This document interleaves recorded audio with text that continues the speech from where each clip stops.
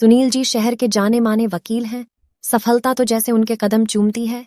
ईश्वर की कृपा से आज तक एक भी केस नहीं हारे। लक्ष्मी जी की विशेष अनुकंपा, हर तरह से सुख संपन्नता से भरा उनका महल जैसा घर शहर में अलग ही दिखाई पड़ता था।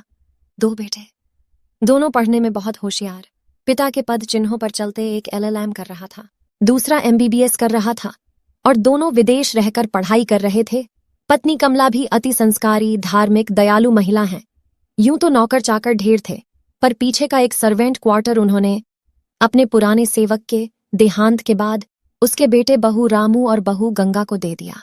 दोनों उनके घर काम करते थे। छोटे 2 बच्चे भी थे। दोनों स्कूल जाया करते थे। हंसता खेलता परिवार था, सीमित आय पर हमेशा खुश रहा करते थे।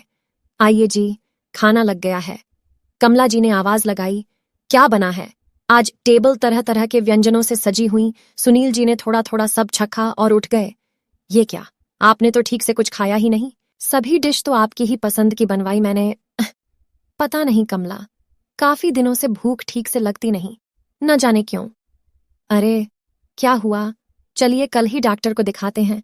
ऐसे कैसे भूख नहीं लगती? कितना दिमाग खपा के आते हैं कोर्ट में।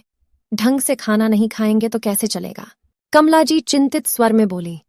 कमला जी की बातों से छलकते प्रेम और चिंता को महसूस करते सुनील जी मुस्कुराकर बोले, इतना मत सोचो कमला, घबराने की कोई बात नहीं। कल मैं अच्छे से खाना खाऊंगा।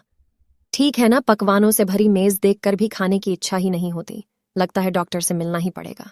कमला जी भी उनकी पसंद को ध्यान में रखते हुए ही भोजन की व्यवस्था करती है। फिर भी अरुचि क्यों हो रही है खाने से? सोचते सोचते बाहर आकर गार्डन में टहलने लगे। मंद मंद ठंडी हवा मन को बड्डी राहत दे रही थी। घूमते हुए पीछे की तरफ चले गए, जिस तरफ रामू का छोटा सा घर था।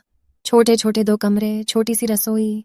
गंगा ने कमरे के सामने के बरामदे में भी चूल्हा बना रखा था, जो इस समय सुलग रहा था। चूल्हे पर दाल छड़ी थी, जिसकी भीनी सी खुशबू पूरे वातावरण में फैली हुई थी। गंगा आटा गूंथ रही थी। दाल शायद पक गई थी। चूल्हे से उतार दी, अब रोटी बनाने की तैयारी में थी। सुनील जी को वो माहौल इतना मंत्रमुग्ध कर गया। गंगा, आज बघार नहीं लगाया दाल में, कल की सब्जी के लिए बचाया है तेल। बच्चों के डब्बे में रखने को आलू बनाने हैं ना। कल पगार मिल जाएगी तो तेल के साथ और सामान भी ले आना। रुको, फीकी दाल तुम्हें भी ना भाएगी। चलो बच्चों को बुलाओ, मैं रोटी सेकती हूं। सुनील जी को तलब होने लगी। मन करने लगा, काश एक रोटी और दाल मैं भी खा पाता। अचानक कंधे पर किसी ने हाथ रखा। देखा तो कमला जी थीं। बहुत देर से आपकी भाव भंगिमा देख रही हूं। आपको दाल रोटी खाना है ना? आइए मैं खिलवाती हूं। अरे कमला नहीं, क्या कर रही हो? क्या सोचेगा रामू और उसकी पत्नी? चलो घर चलो। ये तुम्हारे हाथ में क्या है? टिफिन? क्या है इसमें? तुम क्या करने वाली हो? मुझे कुछ समझ में नहीं आ रहा। कमला जी टिफिन उठाकर रामू के घर की तरफ बढ़ गई। रामू और गंगा दोनों उन्हें देखकर खड़े हो गए, दोनों आश्चर्यचकित। इस वक्त मैडम क्यों आई हैं? साहब भी पीछे हैं। मैडम क्या हुआ? कुछ काम था, बताइए। गंगा, पहले तो ये टिफिन लो, बच्चों को खिलाओ और तुम दोनों भी खाओ। पर उसके पहले गंगा, अपने साहब को अपनी दाल रोटी खिला दो। कहते कहते उनका गला भर आया। रामू और गंगा का मुंह खुला का खुला रह गया। बाद में समझ आया तो भागा जाकर 2 कुर्सी लेकर आया। अपने अंगोछे से पोंछकर दोनों को बैठाया। एक थाली में गर्म दाल और गर्मा गर्म रोटी लेकर सकुचाता हुआ सुनील जी के पास आया। साहब, आपको क्या पसंद आएगा? ये रूखी सूखी दाल रोटी। शर्मिंदा कर रहे हैं साहब आप, थाली हाथ में लेते हुए सुनील जी बोले। रामू न जाने कब से भूख न लगने की शिकायत थी। तुम्हारी दाल रोटी ने मेरी भूख खोल दी। गंगा, एक रोटी और दो। उनको मजे लेकर खाता देखकर कमला जी भी खुद को रोक न पाई। अरे वकील साहब, एक निवाला हमें भी तो खाने दीजिए। वाकई गंगा, बहुत स्वादिष्ट भोजन है।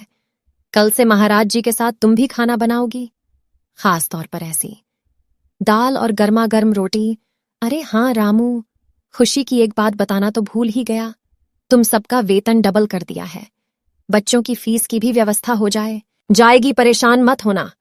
रामू और गंगा एक दूसरे को भरी आंखों से देख मुस्कुरा दिए। उन्हें देख सुनील जी और कमला जी भी मुस्कुराने लगे।